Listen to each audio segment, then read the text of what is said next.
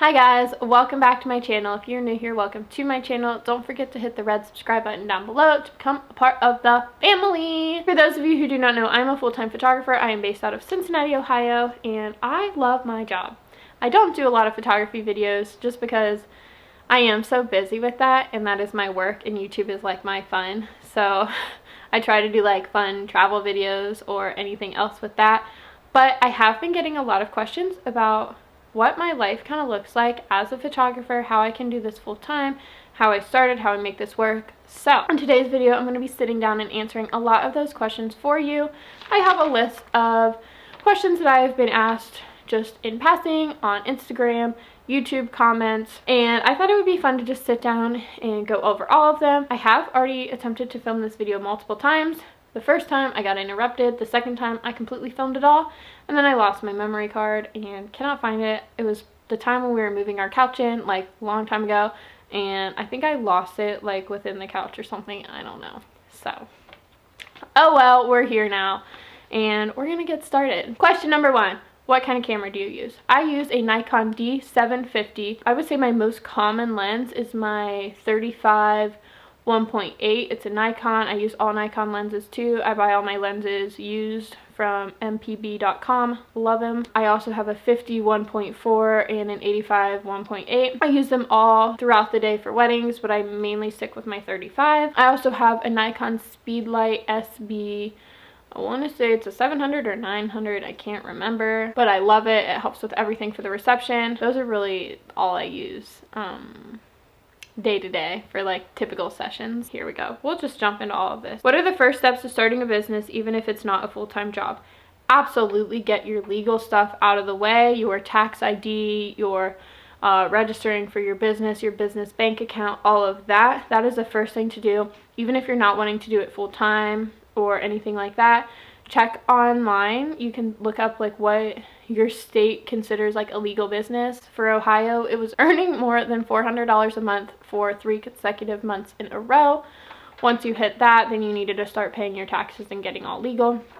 That was way back when I decided to get legal, so it might have changed by now. I also suggest making a legit website, not just a poweredbywix.com website, you know, that you actually like pay for your own domain and stuff and you update it. And I would say start your own business Instagram and Facebook page, but your website is the most important because that is what your like clients will look at to see if you're legit or not. How did you go about getting legal, your federal tax ID, your LLC, your license, etc.? Again, I'm not going to go into this. I've said it once, I'll say it a million times. It changes state by state, and I imagine it changes even more with the country you're in. So absolutely look online. Ohio had this nice little checklist that you could go through. Told you how to do everything, and you just follow the steps, and then that's it. It's pretty difficult if you don't know where to start, and it's like overwhelming and stressful if you're like, I'm completely lost here. But once you start like researching it and getting into it, it's pretty simple. How do you stay motivated to finish projects? I mean, I'm a one-woman show. If I don't do it, it doesn't get done. And that's kind of what drives me, is that, oh my gosh, I have, you know, a wedding and these 3 sessions to edit and blog, and if I don't get it done, no one else is gonna get it done for me. And if I don't get it done, I'll have unhappy clients, and then I won't get more clients, and then I can't continue to live my dream, and no one's happy. So honestly, what motivates me is just that if I don't do it, it will not get done. So what made you take the leap of living what most people call corporate life and just dive into photography like your dream job? I really did not have a choice. I made the leap to full-time photography after my mom died and I was in school, and I dropped out of school, and I was like, you can either go out and find like a job, or you can make your photography career like actually work. And I had so many people sit down and tell me, you can't make this work, this is not going to happen, it's your dream, most people don't get to live their dream jobs, and you should go apply for a job until you get your life together a little bit, and then you should go back to school and become a physical therapist. I'm so glad I don't listen to anyone, because they were wrong, and I'm making it work, and it feels awesome. So I didn't really hit a point where I was like, oh, okay, well, I'm financially stable enough where I can, you know, take a few months of not having like a job if this takes time to kick in. I just had to make the choice to like jump in and leap for it, and Luckily it worked out, but I think it worked out because I literally had no other choice, and I was like, I get one shot to make this full time, and I am in that like ideal spot right now, and if it doesn't work, then it doesn't work, and I don't get to make this like leap again.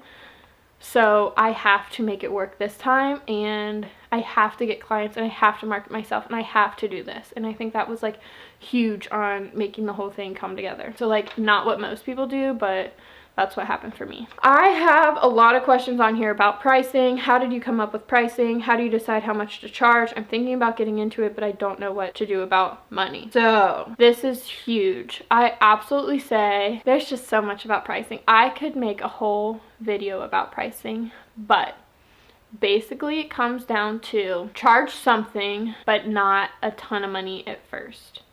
I always say you need to build up your portfolio by asking people if you can take their picture, if they can be your model, and that's how you get your portfolio started. If you start posting your portfolio and people come to you and they're like, hey, if you need another model, I'll be it. If those people are coming to you because they want photos, you charge them. If you are going to other people and asking them to model, it's free. But if they are coming to you because they've seen your previous work and like what you're putting out there, charge them. I also said take a little peek around the photographers in your area, find out what they are charging for similar sessions or similar time frames, how many pictures they're getting back to their clients, just so you kind of like have a ballpark idea about what people in your area are paying, what that photographer's work looks like, how they have built up their clientele to be able to charge that much, and kind of like what your market is, so you know, because the market changes depending on where you are in the world. I would also say though, don't charge more than what makes you comfortable. When I was starting out, I feel like people were like, well, if you're starting photography, you either do it for free or you charge like $400. And I'm like, ooh, charging $400 would scare me starting out. I don't think I'm that good. So I started with $50. $50 is a great price point to just start at if you've got nothing in your portfolio. I would say from there, continuously build it up every couple months, every couple of sessions. As you're gaining more experience, your work becomes more valuable and people need to pay that. But do not, whatever you do not post on Facebook or Instagram and be like, free sessions, let me know if you want one, because people will never ever get past the point that you had free sessions and that they now need to pay for your work. Like if 6 months from now rolls on and you're now charging, you know, $100 a session, and people are like, well, you did it free 6 months ago, so why can't I have a free session? If they like get it in their mind that like you're not worth paying, and that's a bad place to be at. So whatever you do, never ever ever post free session for like anyone who wants one. Always post like, I need one model or heavily discounted session or something like that. Like, don't just post like free sessions, because people will never get past that. I also say that if you're just putting stuff out there for free, people are absolutely going to take you for granted. What kicked me in the butt to start my own like charging and everything like that, and making my own Facebook page and everything like that, is that someone just came to me and they're like, hey, will you take photos for me? I'm gonna like propose to my girlfriend. And I was like, sure. And then they like never paid me. I gave them their photos back, and I was like, okay, well, what about like paying me? And they're like, oh, these were to build your portfolio. And I was like, no, they're not. My portfolio is fine. So at that point I was like, never ever ever will I do just a free session for like someone just expecting it. That's horrible. So I hope that answered your question on pricing. How do you come up with knowing your value versus simply landing clients so you can make a quick buck? I charge significantly less than my competitors and base it off of that reason alone. I think it comes down to me knowing that, number one, I do this full time, so I can't charge like just a little bit of money, because then I'll never make any money. And number two, I've been doing it long enough that I know that clients don't come all the time. I feel like I have a lot of new photographers starting out in my area who are like, all right, well, Christmas mini sessions are $70 and you get 100 pictures edited and you get a full hour time slot. And I was like, that is kind of crazy, because number one, I don't know how you can be making any money that is not worth your time and everything, and they're going at it for like just trying to get a quick buck. for me, it's not worth it to do all that work for $75. Like, I wouldn't even dream of that. I'd be like, nope, keep your money. I don't even want it. I don't want to do any of that work. So I would say my value comes with knowing that I have to make a certain amount of money for it to be worth it for me. And so a lot of people come and they're like, well, I just want this type of session and I don't want to pay a lot for it. And I'm like, well, I'm not your girl then, because you need to pay me a lot more than that if you want those type of photos. I spent a lot of time editing and perfecting my images, getting my style down, and I'm not just going to like give that away for free. So I would say, knowing my value, I'm not going to do work for anything less than what my prices are at currently, because I know that it's not worth how much time and effort and energy I have to put in that. And like, knowing like my ideal clients are going to pay that money. And so like those people charging $75 for like the hour mini session for the holidays, if I charge $150 for my 15-minute mini session with 8 pictures instead of $75 for an hour session with, you know, 100 pictures, the amount of time that I spend shooting and editing is going to be like significantly decreased, and I'm going to be making more money. Yes, I will attract fewer clients to my round of mini sessions, but guess what? In an hour, I can do 3 20-minute mini sessions and make, if I'm charging $150, I'll make $450 in my 1 hour versus them doing $75 for their 1 hour session. So like, I'm going to attract less people, but I don't need as many people to make way more money. And then I spend significantly less time editing those sessions than that person does editing their 100 pictures for their like mini session, you know, if that makes sense. And you learn that with the amount of time that you spend in the business and the amount of time that you spend in front of your computer editing and with your clients and all of that. You learn like, okay, yeah, that was not worth my time, you know? And once you get like good enough at your job, you don't need a full hour to get the good pictures that you need. You really only need like 15 solid minutes, and then you're good. You don't need like an hour and a half, or then you're wasting your time shooting, you're wasting your equipment, and you don't need to go through all those pictures later. That was a good question. Do you use Bridge to cull photos? I'm interested in the most efficient way to do this. I say you'll get 30 back and end up sending 50 plus because I love them all so much. I do not use Bridge. I get back home from a session, I kind of just flip through the pictures on the back of my camera. I delete what's immediately bad, like based on looking at them then, and then I put them all in Lightroom. And depending on the session, I'll just go through and pick the first like 10 to 15 that catch my attention, and I'll edit those, and those will be the ones that I keep. Some other sessions, you know, just depending on how it goes, I'll go through them all at first and then just delete all the other bad ones and then just narrow it down to the best ones, like best 15 after that. I don't use Bridge. I've heard mixed things about it. I just, honestly, if it comes down to it, my computer is old and it has barely any storage on it, and I don't have any room to download any other softwares without upgrading my computer. So maybe once I upgrade, maybe I will, but as of right now, I do not use Bridge, and I just use like my camera and Lightroom. How did you get started in weddings? Did you do second shooting? I did not do second shooting. And my first wedding that I shot was my own like wedding that I booked on my own. I had a second shooter with me working for me, but I got started in the wedding business because I worked as a wedding coordinator for a year. I think that this was huge for me because I attract a lot of my clients now by telling them that. I tell them that I can help them with their timeline. I can give them resources to help make their day flow easier and all of that. I think that it attracts a lot of my clients because they look at me and they're like, dang, this girl's professional. I met with a couple the other day and they're like, wow, you are so professional. And I have my email on my contract and it has my birth year in it, and they're like, you're only 23, like I cannot believe that you have this whole business started. You go over your contract, you have all of these tips for the wedding day, and like we haven't even like solidly booked you yet. And I was like, I mean, you got to do it right the first time or you're not going to get a second chance. And number two, I have all this experience. I can easily share it with my clients on like first initial meeting, and that's what makes them book with me, is because I have so much experience like that. And it's not just with me being behind the camera, it's me working the timeline, helping run the day, all of that, and that attracts a lot of my clients.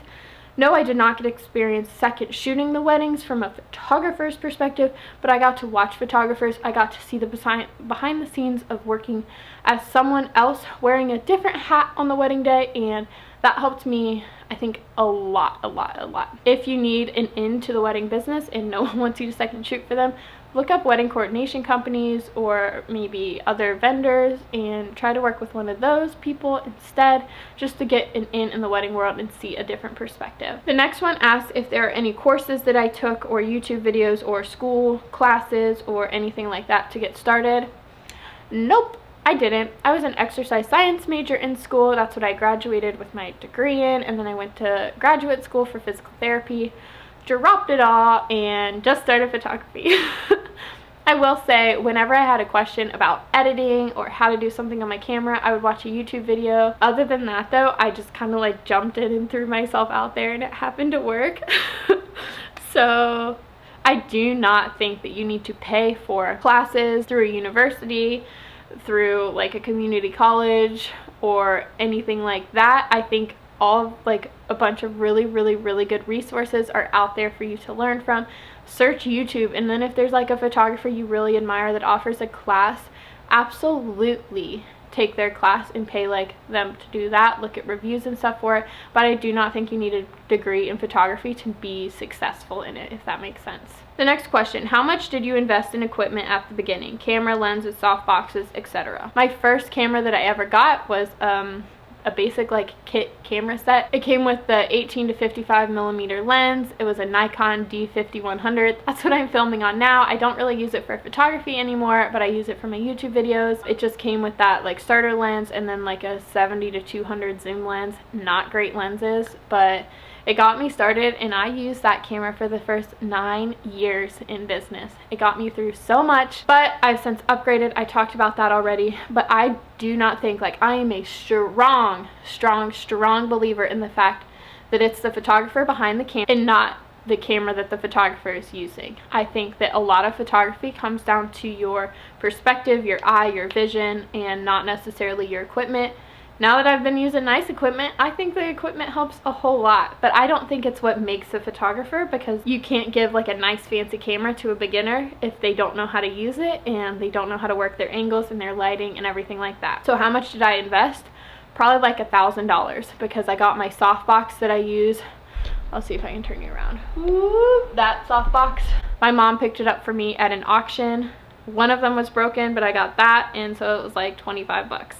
So not a whole lot at the beginning. Since then I've obviously invested in my business, but not a lot at the beginning. At the beginning I didn't even pay for Lightroom. I just edited in iPhoto on my Mac, and those are like some cringy days, but we now pay for Lightroom, thank goodness. Like, how did you practice taking photos? People, family, friends, animals, objects. I practice a lot on my dogs.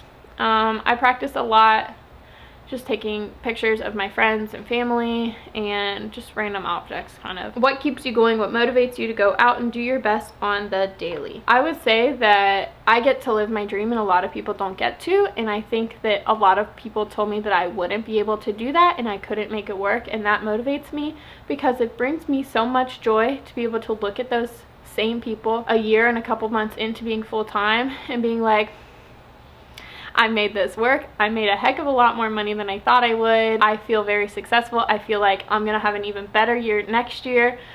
I'm blown away in my mind that it has worked, and I am just obsessed with the fact that I did it. Like, I made something work.